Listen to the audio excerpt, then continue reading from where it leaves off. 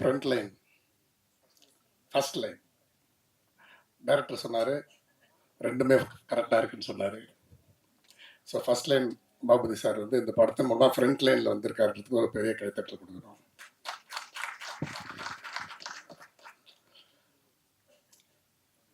பதிமூன்று கேரக்டர்களை வைத்து ஒரு புதுமையான ஒரு முயற்சி. உமாபதி சார் பார்த்தீங்கன்னா எப்பவுமே எல்லாத்துலேயுமே ரொம்ப அவருடைய இன்வால்மெண்ட்டு எக்ஸ்ட்ரீம் போவார், எக்ஸ்ட்ரீம் விஷயத்துக்கு போவார். எல்லா விஷயத்துலையுமே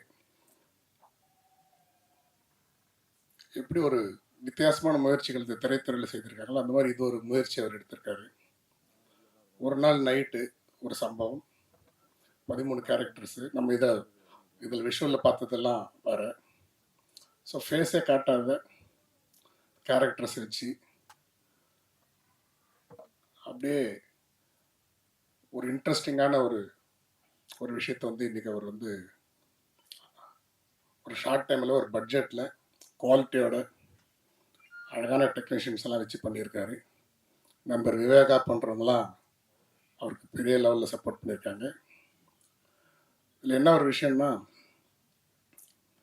இன்றைக்கி இருக்கிற சூழலில் இந்த கசாலிலாம் வந்திருக்காங்க. இன்றைக்கி இருக்கிற சூழலில் படங்கள் எடுக்கிறதுக்கு நிறைய பேர் முன்னோறதே கஷ்டமான ஒரு சூழல் இருக்குது.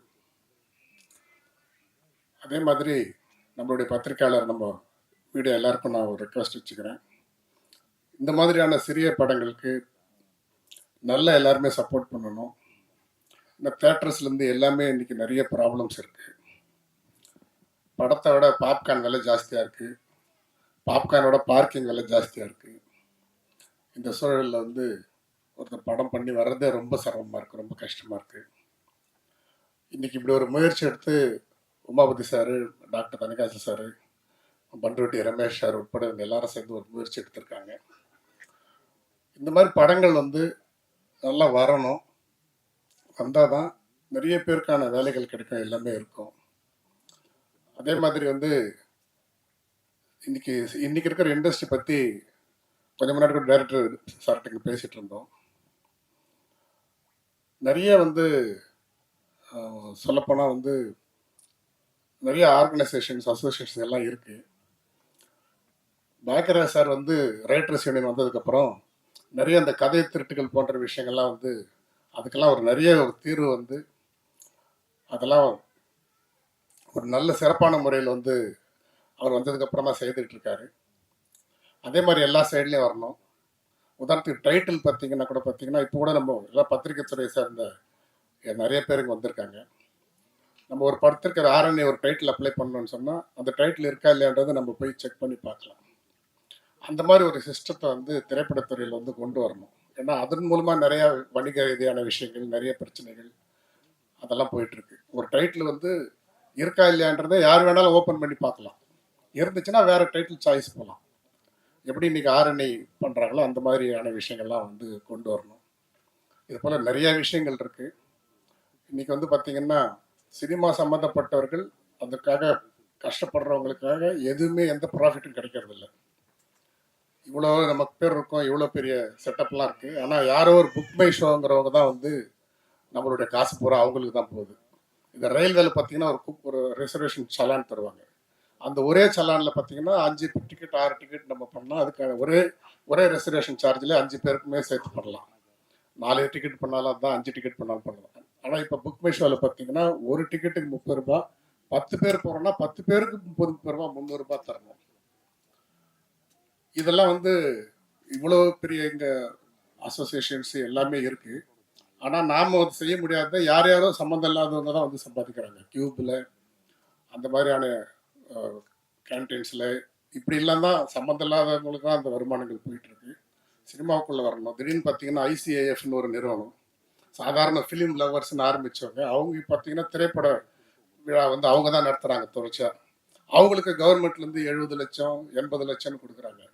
சினிமாவுக்கு சம்மந்தமே இல்லாத ஆட்கள் வந்து இதை எடுத்து செய்கிறாங்க. ஏன் இதை வந்து ஒன்று கவர்மெண்ட்டு செய்யணும், இல்லை நம்மளுடைய இயக்குனர் சங்கம், பெப்சி இவங்க எல்லாரும் சேர்ந்து செஞ்சு அந்த இன்கம் நம்ம உள்ளே கொண்டு வரணும். அங்கே போய் ஒரு படம் போய் பார்க்கலான்னு பார்த்தாக்கா வெறும் அதிகாரிகளும் போலீஸ்காரங்களும் குடும்பத்தோடு உள்ள உட்காந்துருக்காங்க. அங்கே நமக்கான எந்த ப்ரியாரிட்டியுமே இல்லை. இந்த மாதிரி நிறைய விஷயங்கள் ஸோ சினிமாவுக்கான இன்கம்ங்கிறதே சரியான ஒரு விஷயமா இல்லாமல் இருக்கு.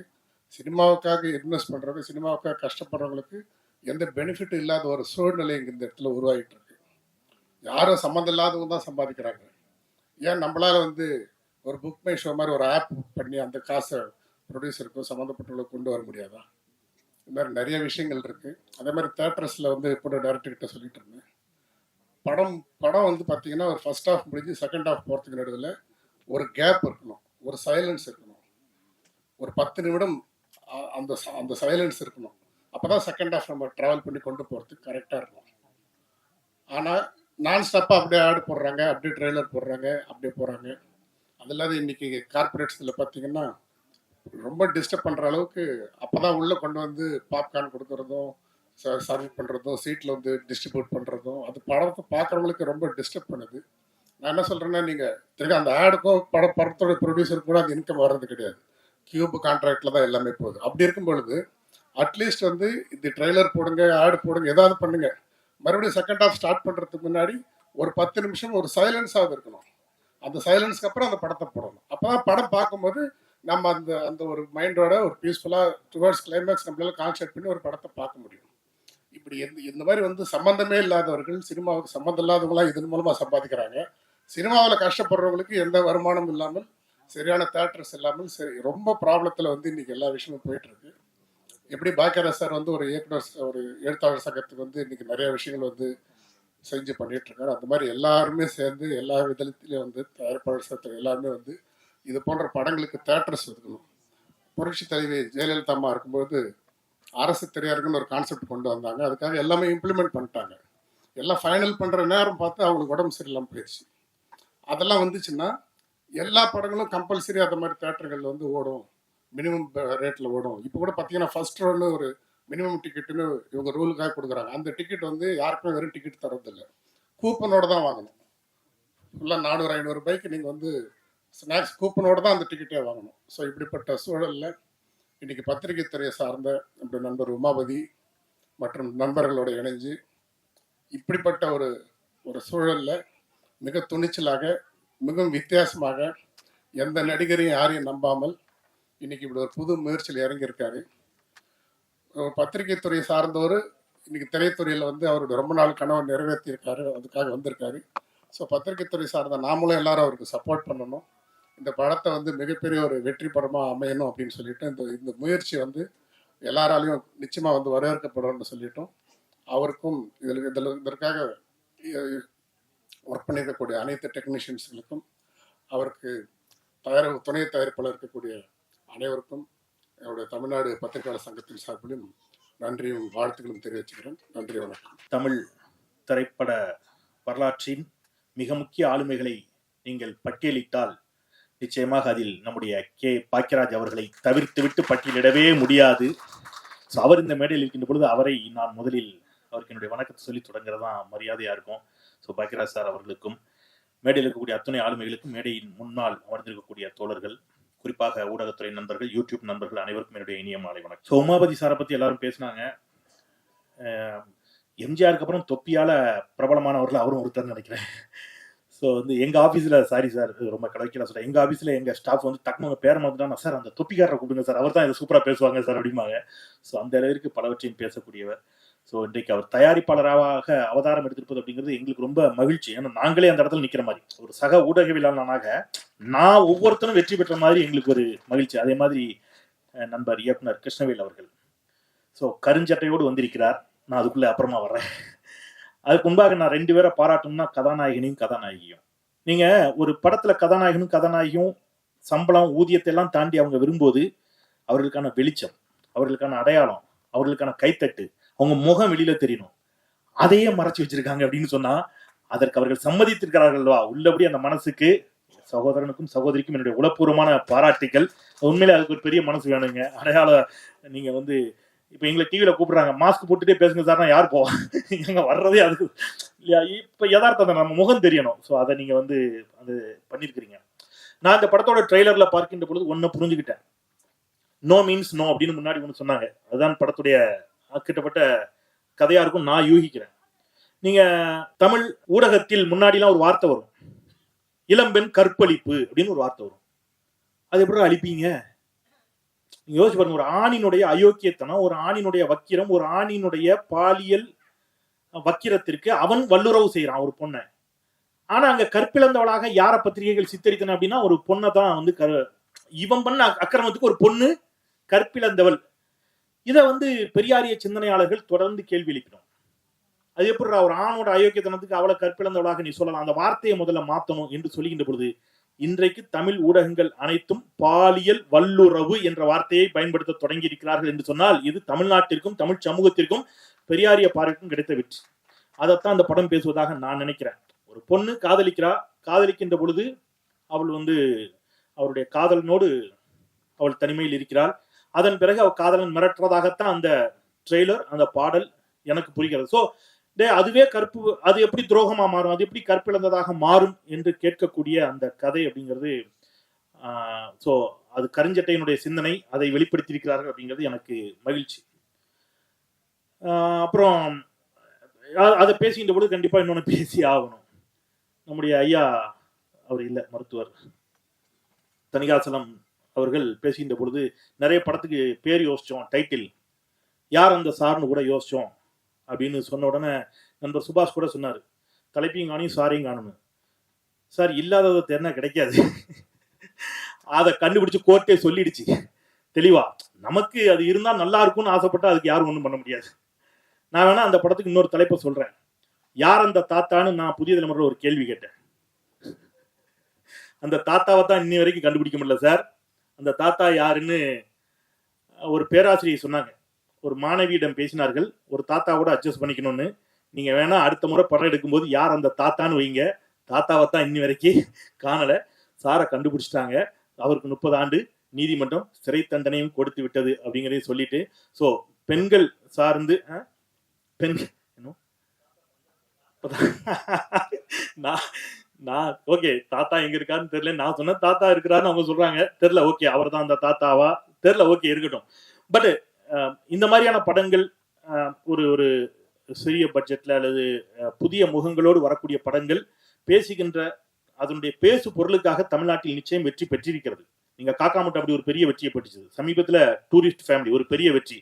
நீங்க வந்து மஞ்சுமல் பாய்ஸே தமிழ்நாடு கொண்டாடியது. அதனால வந்து மிகப்பெரிய நடிகர்கள் நடித்த படம் தான் வெற்றி பெறும் அல்லது பெரிய பட்ஜெட்ல அப்படிலாம் இல்லை. நல்ல கதையை சொல்லக்கூடிய எந்த படமாக இருந்தாலும் தமிழ் சமூகம் அதை வரவேற்க எப்பொழுதும் தயாராக இருந்திருக்கிறது. அந்த அடிப்படையில் நிச்சயம் இந்த படம் ஒரு மிகப்பெரிய வெற்றியை பெறும் என்ற நம்பிக்கையோடு நான் படக்குழுவினர் அத்தனை பேருக்கும், என்னுடைய நண்பர் இனிய நண்பர் உமாவதி அவர்களுக்கும், கிருஷ்ணவேல் அவர்களுக்கும், குறிப்பாக பாடலாசிரியர் விவேகா இன்னைக்கு பாடல் வெளியீடு, ஸோ அவருக்கும் பாடல் வரிகள் மிக சிறப்பாக இருந்துச்சு, இசையமைப்பாளர் அத்தனை பேருக்கும் என்னுடைய நெஞ்சம் நிறைந்த வாழ்த்துக்களை சொல்லி, பத்திரிகையாளர்கள் நிறைய பேர் வந்திருக்கிறாங்க, அரசியல் பரபரப்பு இருக்கும் அப்படின்னு தொகுப்பாளர் சொன்னாரு. அத நம்முடைய நண்பர் உமாவதியினுடைய நலன் கருதி நான் அந்த பரபரப்புகளை அதிகம் ஏற்றாமல் விடைபெறுகிறேன். நன்றி. இல்லைங்களா?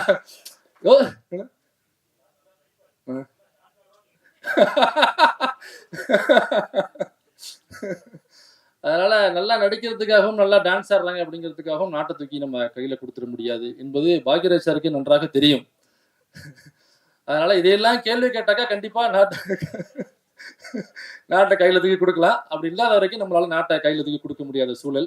அதனால அப்ப அந்த கொரோனா சமயத்துல எடுத்த ஒரே ஒரு போட்டோ அது ஒட்டுமொத்த இந்தியாவுமே புரட்டி போட்டது. என்னென்ன பொய்களை, வதந்திகளை, அவதூறுகளை பரப்புகிறார்கள், இந்த மக்கள் நலன் சார்ந்து இந்த அரசாங்கம் என்ன செய்து கொண்டிருக்கிறது, ஒரு கொரோனா ஊசி நமக்கு போடணும், அதுவும் வெளிநாட்டுல இருந்து பர்ச்சேஸ் பண்ணி இங்க ஒட்டுமொத்த மக்களுக்கும் இந்த கொரோனாவில் நாமக்கு அடுத்த நிமிஷம் நம்ம இருப்போமா இல்லையா, நம்ம புள்ள இருக்குமா இருக்காதா, நம்ம அப்பா அம்மா இருப்பாங்களா இருக்காதா, எப்ப இறப்பாங்க அப்படிங்கிறது நமக்கு தெரியாது. அந்த சமயத்துல ஒரு நாட்டினுடைய ஒரு பிரைம் மினிஸ்டராக இருக்கக்கூடியவர் அல்லது நாட்டை ஆளக்கூடிய அந்த கட்சி தன் நாட்டு மக்களை காப்பாற்றணும் அப்படிங்கிறது அவங்களுடைய முக்கிய நோக்கமாக இருக்கணும். அப்ப அவ்வளவு தடுப்பூசிகளை வந்து எப்படி இலவசமா நம்ம மக்களுக்கு கொடுக்கறது அப்படிங்கிறத அவங்க யோசிக்கணும். அந்த காலகட்டத்துல நாளைக்கு இருப்போமா இல்லையாங்கிறது தெரியாத காலகட்டத்துல அந்த தடுப்பூசிகளை ஒவ்வொரு மாநிலத்துக்கும் இந்த அரசாங்கம் விற்பனை செய்தது. காசு கொடுத்துதான் இங்க உள்ள ஒவ்வொரு மாநிலமும் பர்ச்சேஸ் பண்ணி இங்க உள்ள மக்களுக்கு தடுப்பூசியை போட்டது. தடுப்பூசி பத்தி பேசுறோம், தணிகாச்சலம் சர்வர் இல்லை. அதனால இவ்வளவு விஷயங்கள் இருக்கு. இதெல்லாம் கேள்வி கேட்க 36,000 கோடி ரூபாய் இந்த கொரோனா சமயத்துல மக்களுக்கு நலத்திட்டங்கள் செய்யணும், மக்களை காப்பாற்றணும் அப்படின்னு சொல்லி பிஎம் கேர்னு போட்டு 36,000 கோடி ரூபாய் வசூல் பண்ணாங்க. மக்களுடைய காசு. ஒருத்தனுக்கும் வருமானம் இல்லை, ஒருத்தனுக்கும் பிசினஸ் கிடையாது, எல்லாம் வீட்டுக்குள்ளதான் உட்காந்துருக்கோம். நம்ம போய் வெளியில அந்த டயத்துல ஏதாவது அரிசியை வாங்கிட்டு வந்தாதான் நமக்கு உணவு, இல்லைனாக்கா அன்னைக்கு முழுக்க நம்ம பட்டினி தான் கிடக்கணும். அன்னைக்கு ஃபுல்லா லாக்டவுன் இருந்துச்சு. அந்த சமயத்துல கையில பையில இருந்ததெல்லாம் நம்ம போட்டு 36,000 கோடி இந்த அரசு கேக்குதுன்னு நம்ம கொடுத்தோம். அந்த 36,000 கோடியை வச்சு ஒட்டுமொத்த இந்தியாவுக்குமே 2 டோஸ் நமக்கு வந்து கொரோனா ஊசி போட்டுக்கலாம். ஆனா இந்த அரசாங்கம் அந்த 36,000 கோடி என்ன செய்தது, யாருக்கு கொடுத்துச்சு? நம்ம யாருமே சிந்திக்கல. ஸோ அவர் எடுத்த டேனிஷ் சித்திக்கு எடுத்த ஒரு போட்டோ இந்த சமூகத்தை எப்படி புரட்டி போட்டுச்சோ கொரோனா பீரியட்ல, அப்படியே கொரோனா சமயத்துல எழுதப்பட்ட இந்த கதை கண்டிப்பாக சமூகத்துல ஒரு ஏதோ ஒரு கேள்வியாவது எழுப்பும் அப்படின்னு நான் நம்புறேன். கரெக்டா கனெக்ட் பண்றது கதையை கொண்டாந்து. அதனால இந்த படம் வெற்றி பெற வாழ்த்துக்கள்.